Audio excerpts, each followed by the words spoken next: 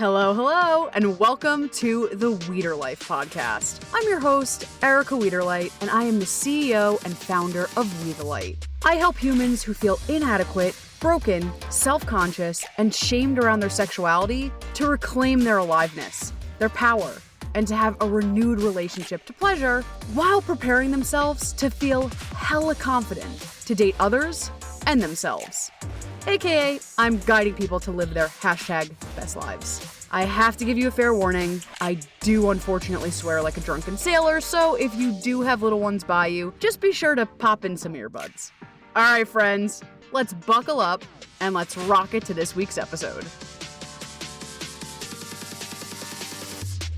Okay, everyone, we are back for literally a very juicy, very anticipated. I'm like, yeah, exactly. Like, I'm feeling the juice. I'm like, oh, this is going to be a good one.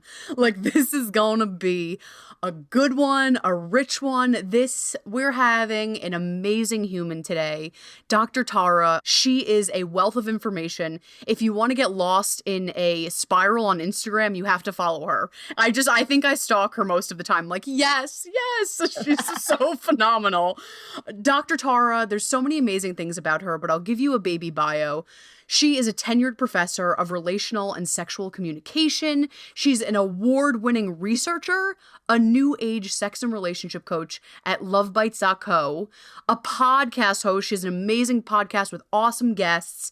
And she recently gave a beautiful TEDx talk. It was awesome. There's so many good nuggets in there. And it's called Becoming Sexually Powerful. And it highlights, and we're definitely going to get into this today, her 5,000 participant study that talks about sexual satisfaction and her personal journey from this sexual anxiousness, this beautiful girl from Thailand, to this gorgeous, flourishing woman, teacher, professor, embodying of the work of a sexual, confident woman. And without further ado, I could talk about her bio. I could talk about her. Let's get to it. Dr. Tara! Hello, Erica. Yeah, let's get to it. I like that. Yeah, I'm like, business and pleasure. Let's mix. Yes, the only way to do it around here. I know you and I work the same way. We're like, how can we mix both of these? Yes. So I have so many juicy questions for you, but before we begin, can you talk to us about, like, what is it that you do? And I know we talked about it briefly in the bio, and I love how you talk about, like, I was this sexually anxious person and now I'm teaching this work, embodying this work, inspiring others. So can you talk to us about, like, your journey from how you got to point A to point B? Wow. It was a long journey from point A to point B, right? For sure. There was like A.1, A.2, A.3, A.4. But basically, here's long story short, how I got here. I grew up in sexually conservative environment, like you mentioned. I'm from Thailand. Even though there's a lot of talks about Thailand being this crazy place, a lot of sex tourism, this and that. Culturally, like, talking about sex or having sex, on all of that is very taboo. It still is very taboo. So I grew up in a sexually conservative environment. My parents never talked about sex. I never had a single sex ed course in school. So safe to say, everything I learned when I was younger about sex was from the internet, the dial-up internet that we had back then. And, when I was hitting like puberty, right? Like young teen, I was a very sexually curious girl. Because I remember I was already like kind of touching my body, feeling like, ooh, that feels different, right? And I remember like looking up porn on this like dial-up computer and like being afraid my parents will walk in and be like, what are you doing? You're 12. but like I feel like I'm not alone. Like other girls, they hit puberty and maybe they're thinking about that, and maybe their friends at school are talking about it, so they're curious, right? But then there's no one to talk to. It's not like my older sister was talking to me. It's not my parents were talking to me. So a lot of it was from the internet. And a lot of it was false information or very misguided information that caused me to feel all kinds of sexual anxiety that I had throughout, even up until like my mid-20s. So fast forward to me coming to America. And the first place I came to was Los Angeles. So it's quite liberal. It's quite sexually open, right? It's more people are talking about sex here, as well as other things like mental health therapy, this and that here. So when I came here, I was like, whoa, like, you know, I can explore all these things and be more sexual and try all these things here. However, what I had noticed was I was always getting into like different monogamous relationships, and they wouldn't last, and I wouldn't enjoy the relationship. I would have had unfulfilling sex life for the longest time, right? So I know that I was the common denominator. I know that, like, even though I kept being in these relationships, and I think a lot of people can relate, like, I wasn't having the most amazing sex life, Right. or that kind of like passionate connection with someone, right? So I felt, okay, maybe I am the common denominator here. So fast forward to my PhD program, I studied relational communication, which is like all the communication theories and research within a relationship. Mm.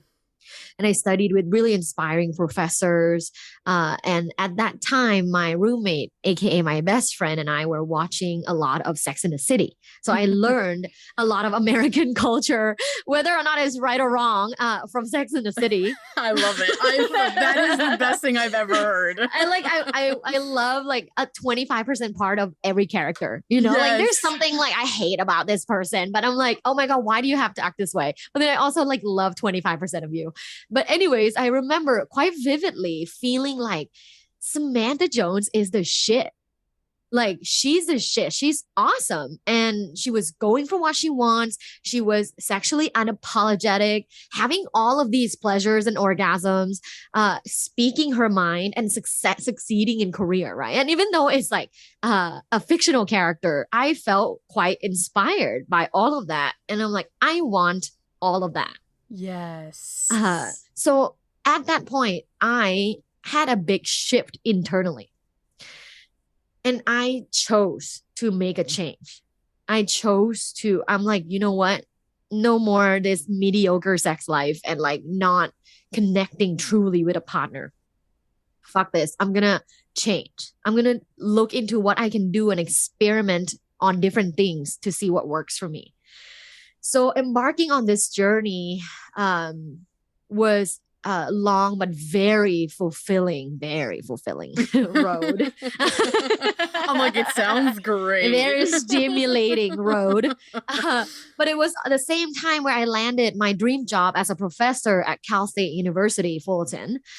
So at this university, I teach sexual communication, so specifically sex, right? And it's been rewarding, and I love my students, and I love, you know, prepping for my lectures. I have to read a ton of research and books, and also now writing a textbook for it that will be publishing this summer, that we'll start using in our sexual communication courses in the fall. But basically, you know, doing all of this research, I learn a lot personally as well.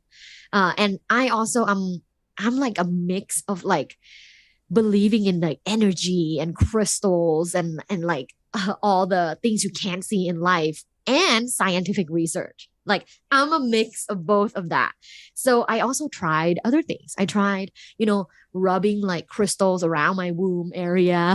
I tried, you know, the like orgasmic masturbation and other things too, along with other scientific things that work, right? So I've tried all kinds of things personally, and I've learned so much being a professor. So 2 years ago, I started my coaching practice.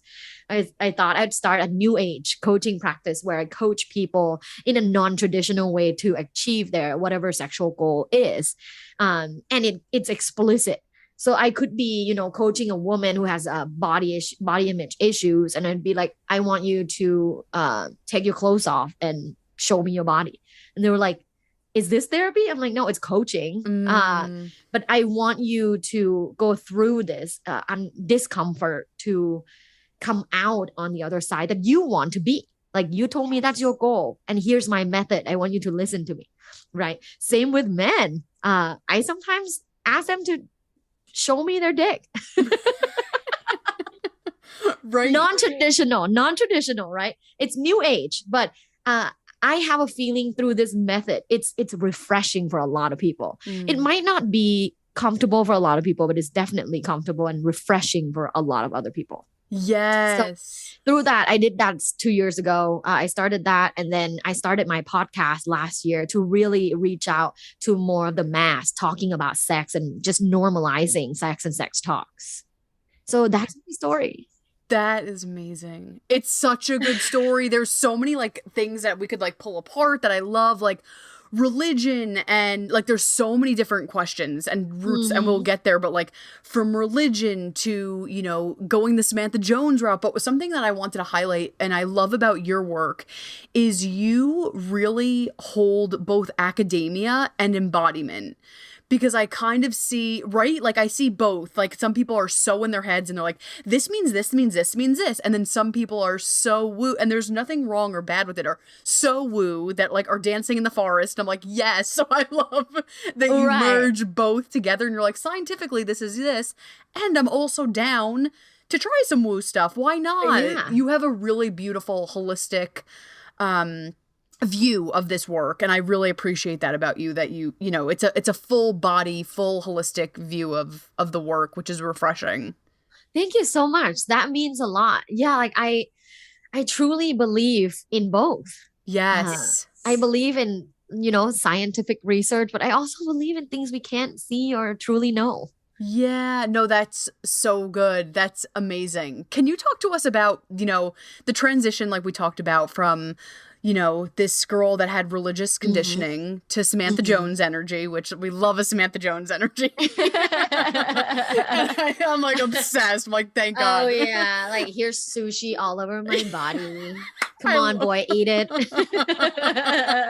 I'm obsessed. Like, what was that like logistical journey like? And like, what are your, because we teach this work, right? So it's easy Yeah. sometimes to like, I don't know about for you, but for when I was in like the student phase, it was so fun because I just got to learn and explore. And now it's a new position of, okay, I'm still going to practice these practices, but teach. So can you talk to us about like, first and foremost, like what was that journey like as you were learning and cultivating, and now as someone that's seasoned and teaches this, like what are your pleasure practices now? Like what do they look like now?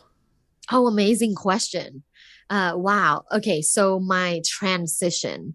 I would say, okay, so before I had that epiphany of like, fuck, like why am I continuously in these relationships where, I continue to fail and didn't really have like an amazing connection with my partners.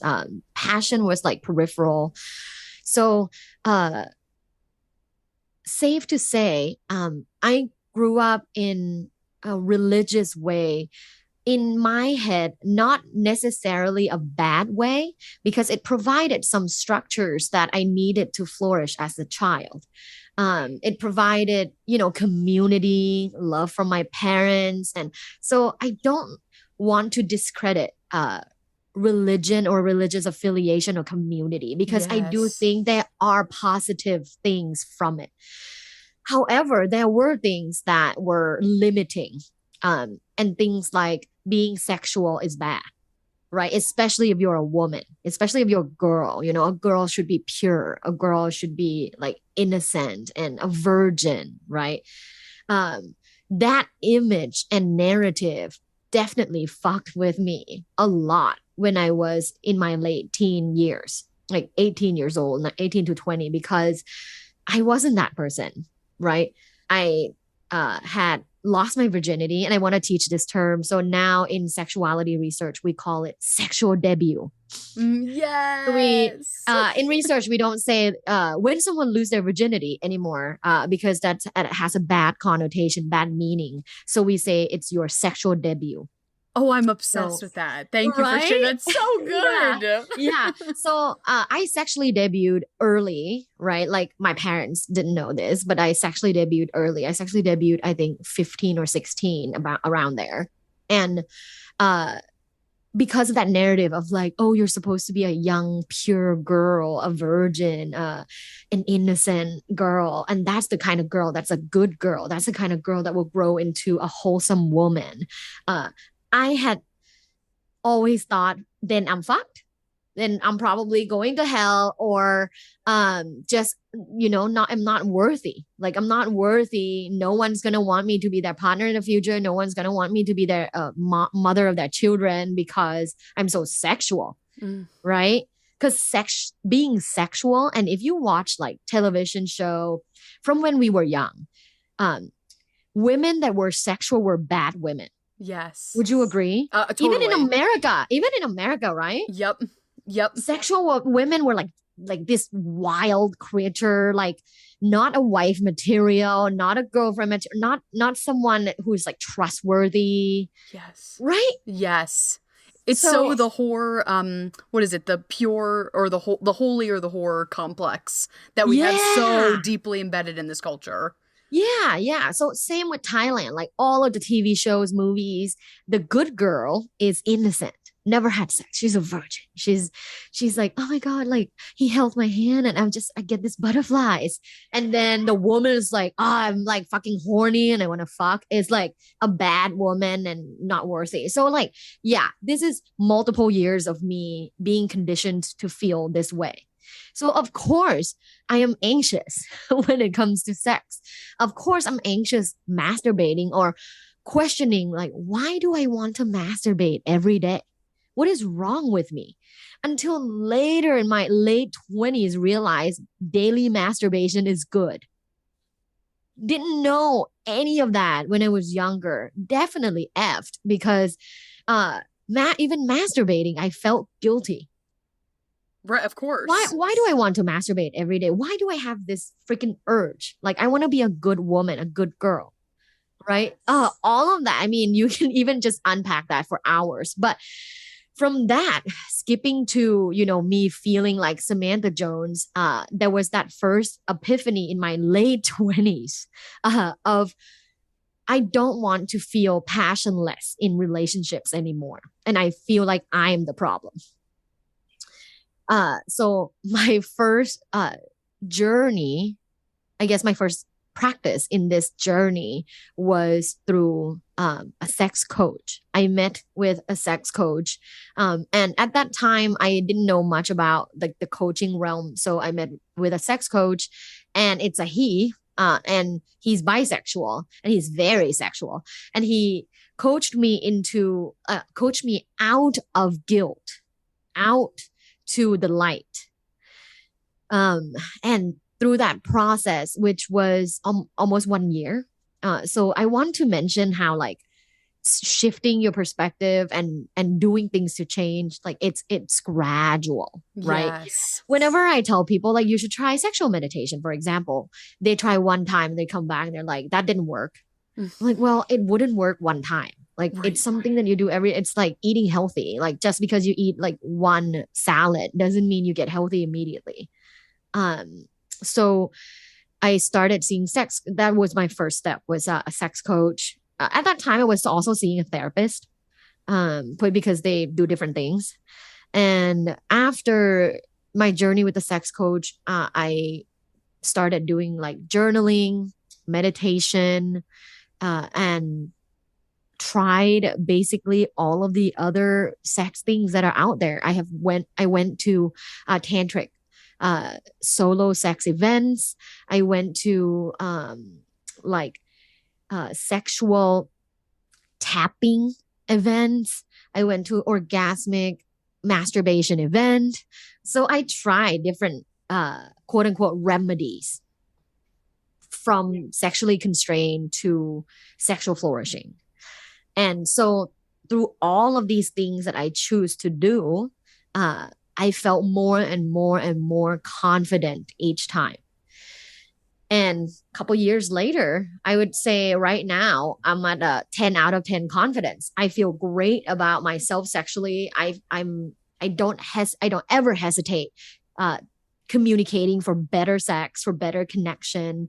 I talk about all sex things with no reservation. And to get Yes. here, it was quite a long journey, like I said. A journey and a confronting one too, Yeah. like a very confronting one. It's funny, we're in the same world but different approaches. Yeah. And so many people sign up for my work and they think like I'm just gonna feel great, like I'm gonna feel great after, and I'm like, we have to confront some demons, and I'm gonna hold you Yeah. safely, and I'm not gonna push in a what, I'm sure you're the same. I'm not gonna push. We're gonna make sure you feel safe and comfortable and all the things. And it's not usually boas and love and light. Like it's sometimes we have to confront our shit, and our mindset and those limiting beliefs. And sometimes, there's and I think you'd like this, so I want to share this with you. There's in the community that I'm in, they say like pleasure is actually shadow work. And I was like, Mm. shit, that's so good. Because you Yeah. know the deal. It's like we say pleasure, pleasure, pleasure, pleasure in all forms, but it's like, but to feel worthy enough, to feel deserving, you have to confront some of old stories and old versions of yourself. So, speaking of that, because I'm like, there's so many things I want to talk to you about. I want to talk about communication, but I have to pull this apart because you mentioned this, the worthiness component. And I love that you talk so much in your work about like, body confidence is a fucking huge component of this work. Mm-hmm. And I think a lot of times people bypass it in this community. It's just like sexual empowerment, sexual empowerment. It's like, yeah, but if you feel horrible about yourself, it's going to be really hard to feel fully empowered. So can you talk to us a little bit about how you started to feel confident and actually live in your body? I love the way you said that. Like sexual empowerment cannot come, cannot come, huh, unless you feel good about yourself. Right. Right. There's that philosophy of fake it till you make it, in which I do think works sometimes. But I don't think it works with sexual empowerment because sexuality and our sexual identity is so deep and so vital to our core. I think it takes real work. Yeah. I don't think fake it till you make it works. It's like when people fake orgasms, like just because you fake orgasms 20 times, you'll have real one. I don't think so. Right. Yeah. So fake it till you make it might not work here. Yeah, and also you're only faking it to yourself. You know what I Mm-hmm. mean? Like, sure, that gets you in the room and great, but it's like you're just lying to yourself. Like, don't you Yeah. want to feel in my body and here and present? Like, don't you want that gift yourself? Same with we could Mm-hmm. courttail? Or we could, I don't know what the word is, but we could Right. end that to the orgasm conversation. Like, sure, okay, the partner feels good, but okay, dot, dot, dot. And this is also about you feeling nourished. So you're only lying to yourself. So sorry to interrupt, but I think that's so important that you said that, like, that belief can Yeah. only do so much. Yeah. Yeah. It does take real work. And uh the two things that we talk about, right, which is the worthiness, like your how you feel about yourself sexually, uh as related to your body, like your body image, your body confidence, you feel like you have a sexy body, right? So that's a part of your sexual confidence. So in my study, predicting sexual satisfaction, sexual confidence is one of the most important predictors. There is Wow. no long-term sexual satisfaction, aka sexual flourishing, without true sexual confidence. And where does it come from? It comes from loving your body and showing up fully, Yeah. right? So that's why this like body image, and loving your body authentically, and not just like, it's okay, it is what it is, right? Like, no, like let's spend time and let's go through different practices to really love our body. I want to talk about how difficult that is because I don't Yes. like brushing it off to be like, just love your body. Uh, a lot of people say like, hey, like, of course, Tara, you have a like standard good body. That's why you're saying like you should love your body. Um, Loving your body is very subjective. You know how many models out there hate their bodies and are very insecure? Uh, how many people out there that are perhaps not quote unquote in a standard beauty matrix, but love their bodies, show up in places, take up space, and like show confidence. be it maybe they're too skinny for their standards, too fat for their standards, or whatever, right?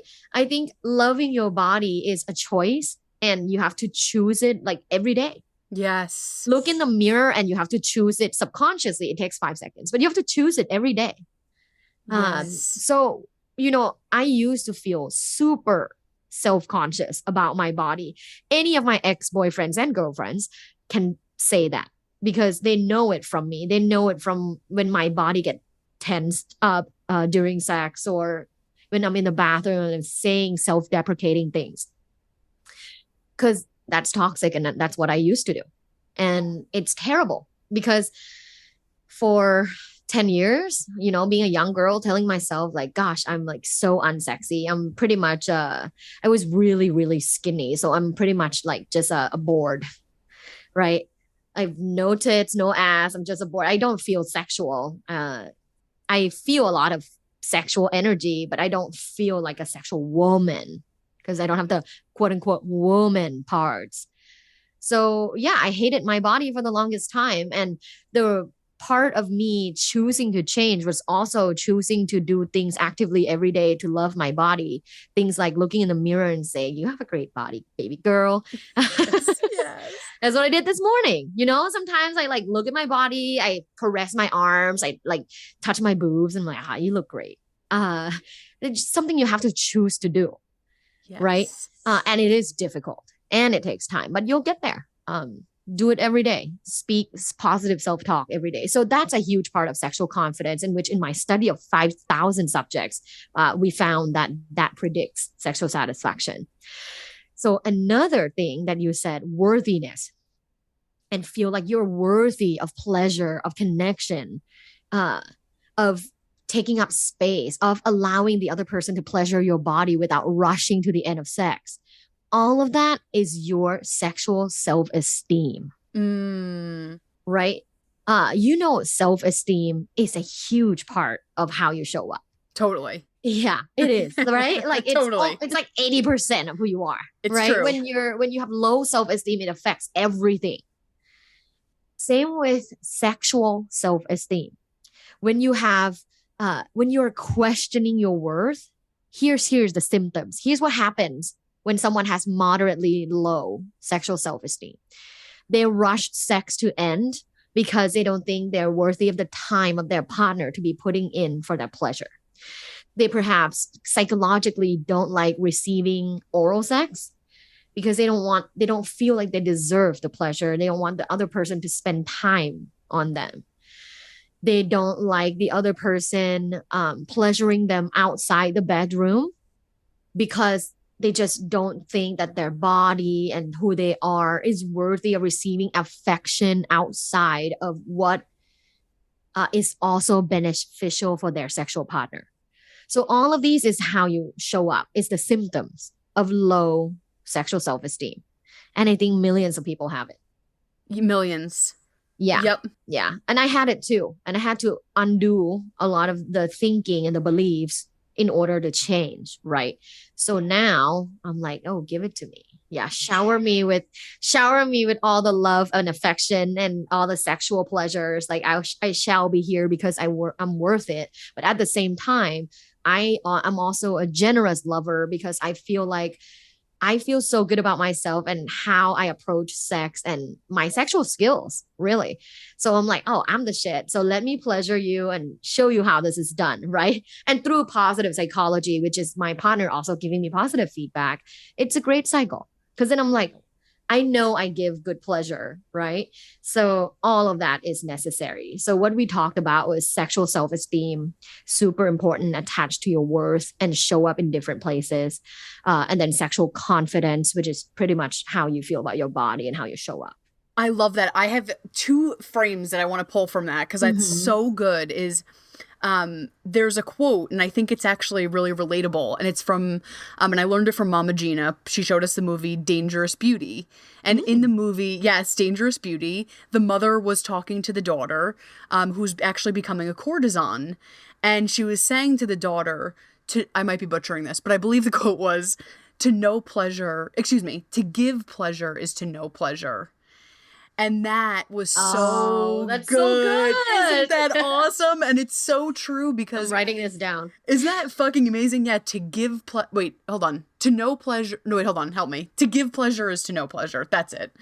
And it's so true because when you're so tuned into that frequency, when you know, and we're going to get into the communication, part of this. Oh my gosh, it's everything. So I wanted to throw that quote in there because I think it's so rich and it really, talks, and highlights what you just said about isn't that amazing? I'm like obsessed with that quote. And then, right? Yes, I know. I'm like, all right, we're changing it. Let's do it. This is actually, I'm like, yeah, that might have to be it's just so good. And it's true. And something else I wanted to frame too with the, body image piece is I'm sure you see this too. And it's great that, and I talk about this a lot, that it's great in this world that we're in, we're in the fast-paced, Instagrammable world where things are bite-sized, but so often we see self-love, self-care, body love, and I'm so grateful that that conversation is becoming more normalized. Mm-hmm. But sometimes that could trigger people into shame. Like, what the fuck does that mean for me? Like, what do I do with this? Yeah. So I love that you said, and I love that you didn't just glaze over it and be like, body love. I love that you gave us a tangible tool of choose this every day, because it's so triggering sometimes to see on Instagram, like, love yourself. It's like, what the fuck does that mean? Yeah. And it feels so detached. Yes, exactly. Yeah. So I love that you gave us a dare, if you will, of like, Yeah. okay, I'm, even when I don't feel the best, even when I don't want to, even when I'm resistant, like, I am going to choose to look into the mirror and to fucking celebrate myself, even when I don't want to. So, like, thank you for that very digestible tool that we can really use every day. Of course. Yeah. And you summarized it so well. Like, yes, you have to, this is like something that you do every day. Just, and Yes. it's literally 10 seconds. Like, look at Right. yourself in the mirror and positive self-talk. Yes, exactly. That's so good. And I feel like we have to, because it keeps coming up. We have to transition into the conversation of communication. Yes. Like, I'm like, we have to. It's just a must, Yes. especially with the quote we just said, to know pleasure is to give pleasure, whatever, vice versa. That's so big. A huge part of that being an expert in this realm is, yes, to know it and to live it in your body, but a huge component of being an expert in this is to have fabulous communication. So can you talk to us? You are amazing at this. Like, can you talk to us? Like, how can we get better at this? Like, all the things about communication. 100%. So back to that same study of 5,000 participants, right? I talked about two variables or two factors, sexual self-esteem and sexual confidence being two really important factors contributing to how you feel sexually. And the third and the strongest predictor in our study to long-term sexual satisfaction is sexual communication. Without it, there's no long-term sexual satisfaction. Maybe there's peripheral, like short-term sexual satisfaction because you're confident, you feel good. But if you're not communicating, and if you're in a monogamous one person, like two people relationship, without communication, there's not going to be a long-term sexual satisfaction. For those of you listening, like even if you've been dating for, let's say, 3 years, right? There's a 3-year sex hump that we often talk about. Let's say you've been dating for 3 years. Like, would you say, that passion and sexual desire for one another and the attraction, would you say that that's the same as the first year or slightly different? A lot of people will say slightly different, and a lot of people will say it's lower. So that like 3-year hump, 5-year, 10-year, right? All of that. And really something that you should be doing every day is sexual communication. So now let's get into what is sexual communication, because I don't like it when people keep preaching, you got to communicate more, you got to communicate more. But like, what the hell do I say? What is sexual communication? Do I just wake up and go, sex, sex, sex, sex, sex? You can do that. You're like, great, that works too. That helps. But here's how you understand sexual communication. There's two things you have to think about when it comes to sexual communication. The macro view, which is communicating about sex in your relationship, and the micro view, which is communicating during sex and before and after. So foreplay and pillow talk. Right. So the micro things, there's various things you can do. So for example, like foreplay, you can incorporate sex talk, dirty talk, eroticism, non-verbals for different foreplay, like pleasure mapping, hovering, massaging. There's a lot of non-verbal communication in the foreplay. And then during sex, there's a lot of moaning, like, right? And then there's directing, narrating. You can direct, like, oh, touch me there more. You can narrate. You can say, oh, that feels so good, right? So you can do all of that. Or if you're not like a verbal person, you can moan, right? You can make sounds. You can do other nonverbal things like grabbing, and maybe some people like scratching. And then at the end, pillow talk, so important. People that are in fast-paced world and get used to it, they have sex and immediately grab their phones and do two things, like go separate ways. The one person goes watch TV, the other person grab their phone and go on social media, and that was it. We had sex, right? And not that, like, not taking advantage of the increased serotonin, dopamine, all the good things that you're feeling in your body. Taking advantage of it means talk about your relationship positively. And this concept is called pillow talk. There's a whole research realm on this, on how great it is. So next time you had sex with your partner, spend time together, 10 minutes cuddling and talking after sex before you go do something else. So that would be the micro view. Now, the macro view, which a lot of people find really hard to do, is talking about sex in your relationship. What to do when there's sexual issues? You got to talk about it, right? The issues don't just go away unless you communicate. So let me give you an example of like what is talking about sex. For example, talking about what is your desired frequency. That's a huge problem, right? Mismatched frequency desire is a huge problem for long-term relationships. Mismatched sexual desire level, right? Like libido is a problem in a lot of relationships. One person not receiving a lot of pleasure. For example, for women, they feel like maybe in a heterosexual relationship, maybe their partner is not spending enough time on their body, on the foreplay, on, warming up, right? So there's all kinds of issues that will never be solved unless talked about. So when it comes to talking about sex, there's a few things that I suggest people do in order to keep sex talks a part of their relationship repertoire. Should I go into it? Please, I'm dying to know. Yeah, I'm personally taking notes too. I'm like, this is fascinating. Yes, Yes. please. So the first thing is regular sexy check-in. And this is things like, how do you feel about our sex life this month? Right. Yes. And like first few times will feel awkward for sure. If you've never asked this and you've been dating, let's say a year, and all of a sudden at dinner, you're like, how do you feel about our sex life this month? It will be awkward. Let's just admit it. But let's approach it playfully and see where it goes. Right. See where it goes. Be open-minded to it and try it and see where it goes.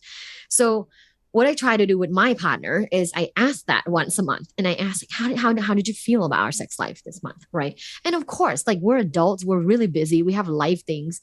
There are sometimes shitty things that happen during the month, and we're like, yeah, I wasn't feeling very good. I wasn't feeling very myself. So a few times when we had sex, I was kind of out of it. I would say this month was 6.5 out of 10.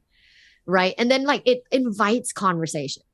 I can say this month was amazing. I feel like we're really in tune. After we went to that couples yoga, I feel like we're a 9.5 or 10, right? Then that's also a good conversation to have. So the sexy check-in is that sex talk that you should be having in a relationship. Add it to your relationship repertoire. It takes one person to start.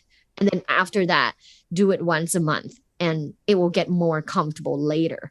Oh, I love that. It will not be comfortable the first time, Right. Right. I can feel why, but it makes sense over time. It's like, okay, we know this is coming, lol. But like we know that this is part of our Hello. exactly. Hopefully, It is March we 31st. exactly like all right, let's discuss. But that's so it's stressful, but it's also it sounds so freeing Hmm. because then oh, okay, I want to talk about this. I want to like you're having a similar, in relationships, I'm sure you agree, you have so many things that, you're working towards, maybe it's same financial goals, maybe it's, you're working towards so many different things. And this is a huge conversation that often is like, we're not going to talk about this. It's like, but wait, this is a huge conversation that should also be happening, like goals is the wrong word, but like you also want to be fulfilled in this area too. So I love that this gives it a touch point to be like, let's make sure that this area is just as full and rich and juicy. So that's awesome. Thank you for that recap. That's so good. Yeah, it's totally important. Think about this, right? We check our finances monthly, and then annually we have to audit and do taxes, right? Yes. So if we do taxes, like take care of our finances yearly, and monthly, why don't we do the same with sex? Right. Yeah. I mean, sex, money, pleasure, all these That's things like the are, best audit. I'll take that audit any day. it's a huge aspect of life, right? Yeah. Sex is a huge aspect of life, and your sexual identity, literally, like your reproductive system, like your womb, your pelvic area, like all of that is like you. It's a part of you. It's in your body. So I don't know how people can just say like, I don't care about sex. It's inside you, like it's a part of your body. I don't know how you can just say you don't care, right? So sexy check-in is extremely important. So that's my first tip. And I have two more. The second tip, I would say, compliment each other more. Compliment each other more.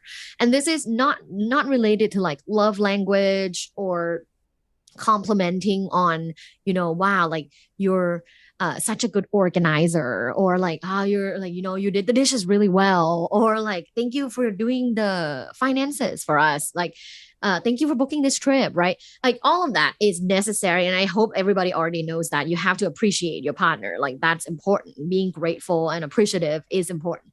But what specifically I'm saying is about sex. Compliment each other every day so that people feel wanted and sexy. And it's necessary, and it literally takes 10 seconds. Like everything that I say is so short. It's not like I'm telling you, oh my God, sex should take over your life. Right? Like, because like I have some followers on Instagram that are like, Dr. Tara, it looks like all you do is sex. I'm like, that's all of this takes 10 seconds. Yep. Like to text your partner and say, your ass looked great this morning. Or like, like anything sex related and is a compliment and is positive is great. And it keeps sex in your thoughts. It keeps sex in the relationship repertoire. Mm-hmm. Yeah. If you haven't done it in so long, people become so dormant towards passion and sex and body appreciation. And when you do it again, it's super awkward. But if you're in early dating, I highly recommend you start doing it immediately so that it's so common. Like it's just what you do. Yes, it's a muscle, and I think we forget about that. Oh, totally. A muscle. Yes, pleasure too. We even take away the sexual central piece, just pleasure of like I always say this example, but I'm enjoying my kombucha, or I'm really, like just being like it's sometimes we're like, oh yeah, I know that. It's like it's great to know this work conceptually, but to really embody it and practice these muscles, it takes practice. But the good thing is, it's not like you said, it's not going to take over your life. You could still have a full-time job and a full life. It takes 10 seconds. Yeah. But it will enrich your life so much. I know. I'm like, I have 4 jobs and like I can still do this. So yeah, you can fucking do it. Yeah, I'm like, if Dr. Tara can do it, you can do it too. Yeah. And if like, okay, what about we have different schedules? Like I barely see them. That's okay. Text them. That's why we have technology. Technology is great this way, right? Text them that, compliment them daily. And like even little things like my partner will jokingly say like, ooh, your eyelashes look sexy. when I get them done sometimes, and I do love them. I don't have them on right now, but I really do love them. And he will say that because he knows it's meaningful to me. Like it makes me feel good. I feel sexy, and it's what I like, right? So Yes. him complimenting me on that, making me feel good, making me feel wanted, and I vice versa, right? Do the same. This is a necessary repertoire in a long-term relationship for sure. So good. And what's the third one? The third one is non-traditional, but I think a lot of playful adults know this really well, and I'm recommending it to everyone in every dating stages, is do more non-verbals outside of the bedroom. What does that Ooh. mean? uh Eye gazing doesn't mean like you can't do sexual eye gazing at dinner outside, be a little naughty, right?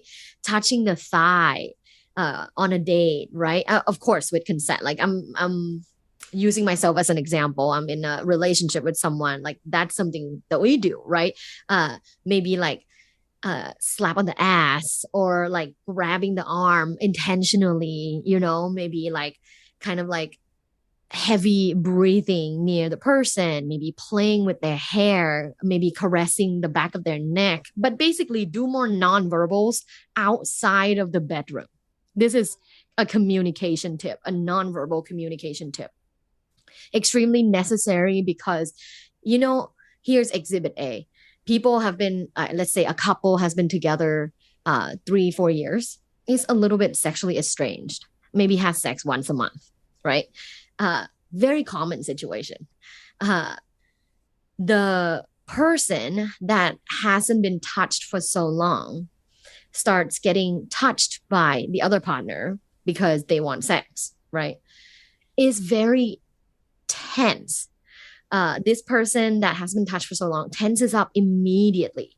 So the body has a huge blockage. The brain, psychologically, you have a huge blockage. There is no room for pleasure. So the touching a little bit every day outside of the bedroom is training your body to accept touch in a pleasurable, positive way. There's Yes. research on Yes. that. It's called haptics, which is touch, right? So there's both like good, it's great energy to be touched, as well as there's scientific research that proves that that's true. Totally. That is so cool because again, it merges with my work Mhm. of like making sure, we feel safe and it's continue, I'm obsessed with that. And that's why, I teach self-pleasure as medicine. And some people are like, well, I'm in yeah, it's like, I'm in a long-term relationship. I'm like, it's not about that. Like treat this as medicine for your body. Treat, even a massage or touching your hair or your scalp, whatever. It's telling, like you said, the body and the brain, like, I'm safe. It's Mhm. safe to feel good. It's safe to feel nourished. So, like you said, when you get into those situations, you're not like, alert, alert, alert. This is Right. unsafe. This is not good. Like it's continuously nourishing. And I love, the idea of this pleasure as medicine and Mhm. creating safety in the body. And I'm so obsessed that you said this. And I have to add, because I'm sure you believe this too, like it's so genius. You have these beautiful principles around communication. And it's so funny because I think so often people are like, okay, I'm down to do that, but I don't even know what I like. So like I even want to interrupt the episode and give everyone an invitation for, and I want to hear your thoughts on this, to just start exploring and playfulness. Mhm. So like yes, let's do the communication, and I think what, so often people are like, I don't even know what to fucking communicate. Like Mhm. I don't even know. So I would love to give, and if you want to throw an invite in there too, to like invite the listeners to like, and I know you're a big component of like just playing, Mhm. Mhm. and again, this is a Mama Gina thing, like pleasure research. Like Uh-huh. put on your research hat and just like Yes. like it doesn't like explore, and you could see, is this a yes for me, is this a no for me? So I'd love to hear about your relationship to play and just exploring and seeing what feels like a yes and a no. Yeah, I'm like, Oh, girl, I love playing. Play is, if I had to choose one word that is like the core value in my life, is play. Oh, I love that. Yeah, I play in my work, play in my relationship, play with my parents, play with my friends, play with myself. I love play, and I'm a very playful, cheeky person. So how do I kind of embed play in this like sexuality realm, right? I want to tell you, and personally, this is a secret. So for all your listeners out there, this is what I do secretly with my partner, right? So like, let's say we're walking in the mall, right? And like the place we love to go to is Century City Mall. And we're walking in a mall and I would like, go up the escalator. And there's a part of the escalator where it seems like no one is looking, right? I'll like show my left nipple. And then he would like he's risky, man. He would like like slowly pulling down his pants, like showing a tiny bit of his penis, and quickly pull it up, and then go shh. So that's not kind of like how we embed play and sexuality in our lives. And I'm not saying everyone should go out and just like start showing their private parts to people that they don't know. Like, don't do that. That's illegal. And Yes, we're all about if you're consent here. dating and if you feel Yes. like you want to be cheeky and try play in a sexual way, doing something like that, it also reinforces connection with me and him. It enforces our connection and value of play, right? Because what if he does it and I'm like, don't do that, and like shut him, right? Like shut him down. I feel like that would kind of show that like incompatibility in value in a way. What do you think? Yes, I love that. I love that you differentiated the playfulness in general and then creating safety in the sexual realm. Like, I'm obsessed. Like, thank you for because I think sometimes we get confused, like, but we're playful in the romantic department, which is great. It's like more of that. But I think, like you said, it's kind of like a more holistic view. And I love that you gave example. Like, those are so fun. And people can now try on their flavors of what that means. And this is a side note. As you were talking about this is like such a random sidebar, but I was like, because we're talking about more of like the spicy fire flavor, we're like, woo, like more of that energy. And something that I also love about your work is I love that again, we talk about this like mixed academics, but also you preach, which I'm same, about like actually being the body through like breath and meditation. Like it's a very tantric approach. Can you talk, because I feel like I have to ask. So two things. Is I feel like so many people are going to listen to me, the orgasm thing always comes up. Like, oh my gosh, I've never had, or what does that look like? And so I wanted to start the conversation. I'd love for you to enter that chat because that's a big chat. But I wanted to start with normalizing slowing down and breathing and being embodied. It's so funny because we teach this woo woo woo woo woo woo woo wild work, and I love that one of your offerings to clients is actually through like sexual meditation. Mm-hmm. And so often the public doesn't think of that because it's like, this should be this like fiery, wild thing. But I love that you're teaching people to really be in their body and calming their nervous system and to be really present. So I just gave you two huge questions, Yeah. but I know you could take it. So can you talk to us about like the breathing and meditation and feeling safe in your body? And then can we also solely tackle the orgasm conversation? Hell yeah, let's do it. I'm a big fan of sexual mindfulness practices. And there are two reasons. One, I have personally changed drastically because of these practices. I am my own guinea pig. I would never recommend anything I have never tried. And I've tried these things religiously. I've tried it. I really jumped into the ocean, put my head in, and did all of these things every single day for a long period of time. And I can tell you, and if you would believe me, I can tell you it works. It fucking works at helping you feel more pleasure, helping you feel the sensations more deeper, helping you embrace your partner more, helping you feel your genital more when you do self-love and masturbation. So breath work and meditation in a sexual way, like all of these things work because number one, I vouch for it. I've tried it. I know it. I still do it every day. But number two, if you don't believe me, there are experimental research with sizable sample size. For those of you that are research nerds, there are proof. There's strong evidence that these practices like breath work and meditation in sexually work in improving sexual arousal system and actually even increasing sexual desire.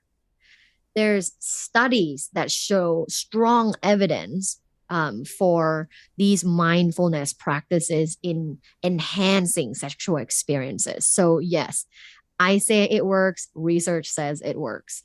Yeah, I have to interrupt before we transition to the next big question is if some, like, same, I practice these things all the time and I've been trained and thank God, great. If someone's totally new, what would you suggest? I know you have free resources, so everyone check out Dr. Tara, but like, what would you suggest if someone's totally 101? What would you suggest to them? Is it like regular meditation? Is it breathing while self-touch? Like, what would you suggest? Yeah, wow, that's a good question. So before jumping into sexual meditation, in which I can send you the link to my YouTube channel, 'cause I have a bunch of Yes. like guided sexual meditation. I would say if you've never even like meditated, maybe just try that first.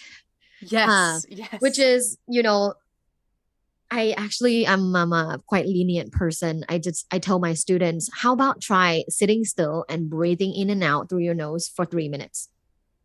Mm, How about we that's start with that? perfect. Yeah. That's a perfect way to start because it's Sit sometimes still. Yeah. Yeah. I don't want people to listen to this conversation and be like, but then, because so often we future trip like, oh, that means I have to dedicate my life to meditation an hour a day. Like, that doesn't have to be your life. Like you said, like, let's start with 3 minutes. I You don't feeling your meditate an hour a day. sensations. Yes, exactly. Exactly. So I'm glad, thank you for making that like digestible for people that they're like, I could live a life and I could still incorporate this thing sexually, but also for me as a human to feel more mindful and present. That's an awesome suggestion. You know what I recommend my students is whenever you're driving somewhere to an appointment, to dinner with friends or whatever, make sure you leave early and get there early. And let's say you have 10 minutes, you got there 10 minutes early. Sit in your car in silence for 3 minutes.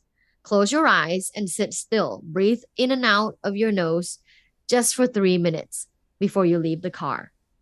That's how you make room for it. And that's what you do. That's so good. It's very That's easy. so good. Yeah. Yes. And that takes the pressure off. Yeah. Get That's somewhere early and use amazing. that time. If you feel like you don't want to do it at home, maybe there's too many like interruptions at home. That's what you do. Yes. And I feel we'll have to transition. I feel like I might have to just have you back on the podcast because I have so many more questions. Yeah. And also I feel like the orgasm conversation is such a big one.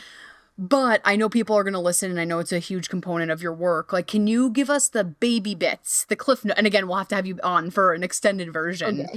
Okay. But the baby bits of normalizing this, how people, I know a lot of times I see people asking questions like, I don't even know if I had one, or if I did, it wasn't good enough, or this. Like, can you just normalize that conversation for us and how people can move towards a healthier relationship to that?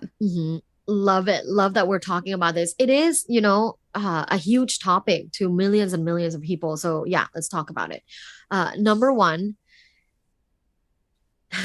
whatever you have to do is the first thing you have to be able to shift to the perspective that clitoral orgasm isn't bad. Clitoral orgasm is amazing too. Yes. I think too many There's so much shame. Yeah, there's too many times people take that for granted and was like, I want an orgasm. I want an orgasm. Clitoral orgasm is an orgasm. Yes. Right?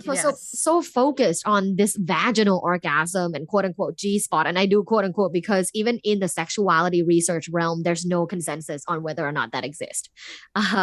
So take the pressure off vaginal orgasm and be appreciative and really fully experience and enjoy and ride it out with a clitoral orgasm. Let me tell you something.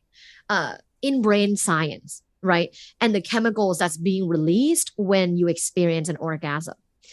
It's the same with clitoral or vaginal orgasm. It's pleasure. Yep. Yeah. So let's say that. It's all equal opportunity. You get the here. benefits regardless. Yes. Yeah. Your brain, exactly. your body, the relaxation, the connection, all of that, you get the benefits regardless, whether or not it's clitoral or vaginal orgasm. Yes. So let's love on our clit a little bit more. Let's love that Yes. orgasm a little bit more and ride it out. Like when you or your partner services you, right? And you're about to come, like clitorally, right? Like you're about to come. Try instead of because you know when we come clitorally, we close our legs, right? It's like, oh, we're coming, right? We tense up and close our legs. I think most women have had clitoral orgasm. So you kind of know how that feels like with like a vibrator or with a partner with their finger or with their tongue. But try to not stop and see if you can get rolling orgasm from that from the clitoral orgasm, because you know what, when it tickles and then you get it right, the clitoral orgasm, and you try to close your legs and stuff, how about not close your legs and like embrace that like kind of discomfort that comes with your clitoral orgasm and ride it out. You'll actually get another one.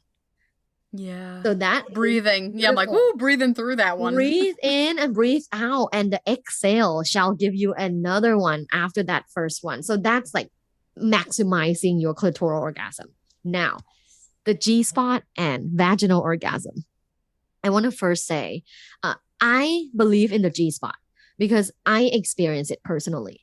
However, I have to say, in the research realm, there's a lot of sexuality researchers that disagree, that say there's no G spot or like there's no proof of a G spot. So it just depends on which school of thought you want to choose to believe. Okay. So I do believe it exists. And I think, so I know people can't see, but because the clit is on the outside, right? And the top part here is the clit on the external side. So the internal side of the place of where exactly the external clit is, that's my G spot. And that's where most people's G spot is at, the more sensitive area. So nourishing that area, taking time to stimulate that area more, and also stimulate other parts of the body because it will allow you to feel more on the inside. Taking time on that is key. If you had like almost no foreplay and you're just having a quickie and then, you know, you just penetrate and go, it's 99% you will not have a vaginal orgasm. That's not how that system works, right? You have to be aroused first.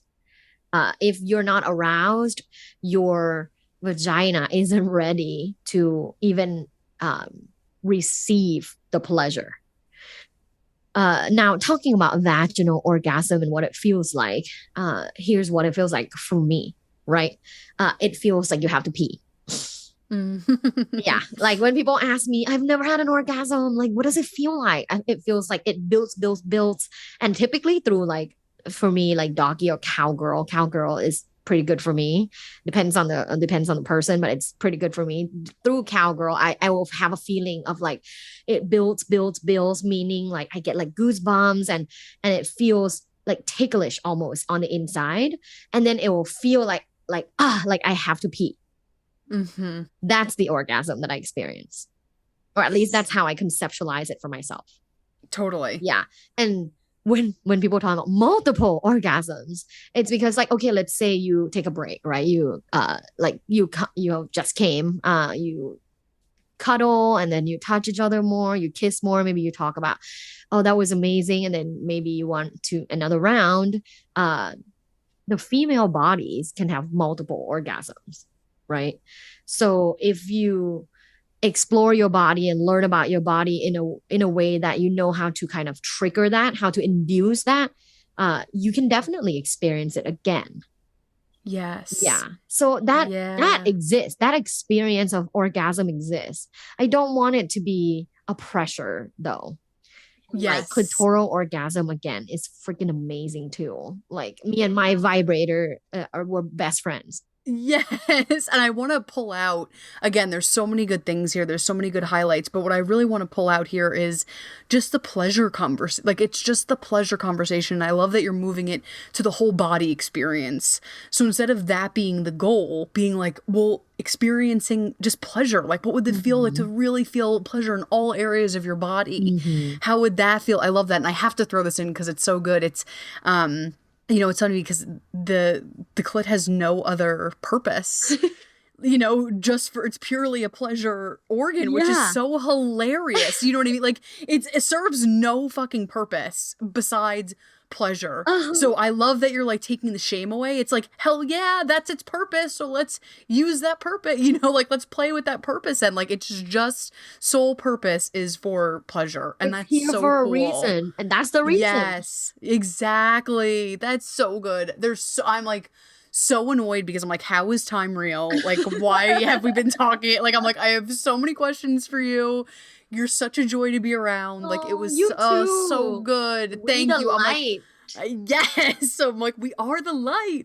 But we have so many good things I want to continue to talk about. And I'm sure I'll have you again on the podcast, but thank you for this awesome conversation. We covered so much ground. I know people are going to be like, I want to know Dr. Tara. How can I find her? So can you tell us, what you're doing right now? Can you tell everyone where they can find you? All the goodies about how people can get into your universe. Yes. So my website is lovebites.co, LUVBITES.co. So on lovebites.co, you'll find like all of the stuff I'm doing, which is coaching, my podcast, which is Love Bites by Dr. Tara, that focuses on sexual wellness. And then all the other things, the media articles I was a guest on, like on Cosmo, on Women's Health. And then my socials, both in Instagram and TikTok, are lovebites.co as well. So I'll see you there. Yes. And I'm going to drop all of your information where people can find you. If they didn't get it in listening, we'll have it in the show notes. That way people can find you. I have to share a little secret. Oh, tell us everything. We're creating a TV show. Yes. I love it. And sex talks. Yeah. So people have to be in your they have to be in your world so they can kind of maybe start they can to jam even out. Participate. Oh, yeah, I'll feeling wild. Yeah, a call for participation will be out this summer. Yes. Okay, so everyone has to follow you already, regardless, just because you have awesome content. And then now we have a little thank you for teasing us with some anticipation. You're so good at what we could all look forward to. Seriously, I can't thank you enough for coming on. It was a pleasure, and I can't wait to collaborate more with you in the future. So thank you. Thank you, Erica. Thank you. Seriously, thank you so much for joining me on today's episode and on this podcast journey. And if you loved what we talked about today and you know another human who could definitely benefit from what was discussed, I would so appreciate if you would go ahead and share this podcast with them. Don't forget, hit subscribe or follow so you never ever miss an episode. And the great news is you can always follow me, my work, my blog, my podcast on my website at www.wethelight.org. And hey, remember, life is so much brighter when we shine. I'll see you next time.